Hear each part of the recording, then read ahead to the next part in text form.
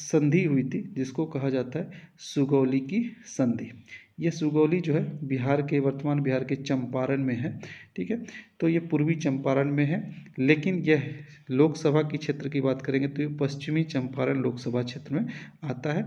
ऐसे भौगोलिक क्षेत्र में ये पूर्वी चंपारण में है, लेकिन सुगौली जो है लोकसभा क्षेत्र पश्चिमी चंपारण में चला जाता है। तो ये सुगौली की संधि हुई थी। इस सुगौली की संधि में दो महत्वपूर्ण तथ्य हैं। एक तथ्य है सुगौली की संधि का 2 दिसंबर 1815।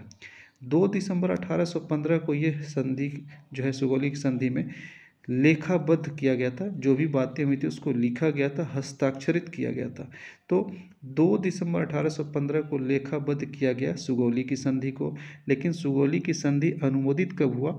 4 मार्च 1816 को। ये दोनों तथ्य बहुत ही महत्वपूर्ण है कि सुगौली की संधि लेखाबद्ध हुआ था वो 2 दिसंबर 1815 को, और सुगौली की संधि अनुमोदित हुआ था 4 मार्च 1816 को।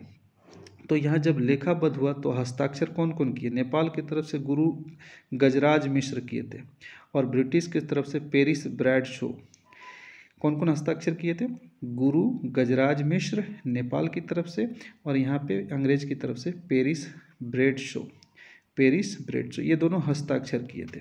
वहीं जब अनुमोदित हुआ 4 मार्च 1816 को सुगौली की संधि, तो ये अनुमोदन में नेपाल की तरफ से शेखर उपाध्याय और अंग्रेज की तरफ से डेविड ऑक्टरलोनी, ये दोनों अनुमोदित करने वाले उस समय व्यक्ति थे। नेपाल की तरफ से शेखर उपाध्याय और डेविड ऑक्टरलोनी अंग्रेज की तरफ से अनुमोदन के समय, लेकिन वहीं लेखाबद्ध के समय गुरु गजराज मिश्र और अंग्रेज की तरफ से पेरिस ब्रैडशो।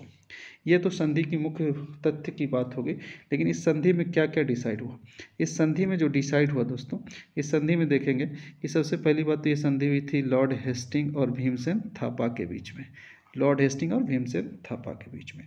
और इसमें महत्वपूर्ण बातें निकल के आई थी, जैसे कि सिक्किम का जो क्षेत्र है, सिक्किम भारत में पहली बार शामिल किया गया था। एक्चुअली भौगोलिक रूप से शामिल नहीं किया गया था, लेकिन सिक्किम का जो वहाँ राजा थे वो अंग्रेज़ों के संरक्षण में आ गए थे, और नेपाल को कह दिया गया था कि गोरखाओं को कह दिया गया था कि आप सिक्किम पे आगे हमला नहीं करेंगे। तो प्रथम बार सिक्किम भारत का हिस्सा यदि कहें तो बना था आंग्ल नेपाल युद्ध के बाद, सुगौली की संधि के बाद। दूसरा क्या कि कुमायूं, गढ़वाल, शिमला अंग्रेज़ों के हिस्से में आ गए। कुमायूं, गढ़वाल, शिमला और बहुत सारे तराई रीजन भी अंग्रेज़ों के हिस्से में आ गए थे। और मुख्य महत्वपूर्ण बात क्या हुई थी? काठमांडू जो है राजधानी है नेपाल की, उसमें ब्रिटिश रेजिडेंट स्थापित हुआ था, ब्रिटिश कॉलोनी स्थापित की गई थी, जहाँ पे ब्रिटिश सेना मुख्य रूप से वहाँ पे रहना शुरू किए थे। ये मुख्य बात। और इस सुगौली की संधि में ही जो है नेपाल का सीमा निर्धारित किया गया था। सुगौली की संधि में ही नेपाल की सीमा निर्धारित की गई थी। बोला गया था पश्चिम में महाकाली नदी, और नेपाल के पश्चिम में महाकाली नदी और पूर्व में मेची नदी के बीच का जो क्षेत्र होगा वही नेपाल का क्षेत्र होगा। यदि इसको हम लोग समझेंगे मैप के माध्यम से भी, तो नेक्स्ट पेज पे हम बता देते हैं इसको। अभी इसमें महाकाली नदी और मेची नदी के बीच में नेपाल का सीमा निर्धारण हुआ था सुगौली की संधि से, और 1/3 जो नेपाल का हिस्सा था, 1/3, वो लगभग 1/3 हिस्सा अंग्रेज़ों को देना पड़ा था। नेपाल के द्वारा अंग्रेज़ों को दे दिया गया था।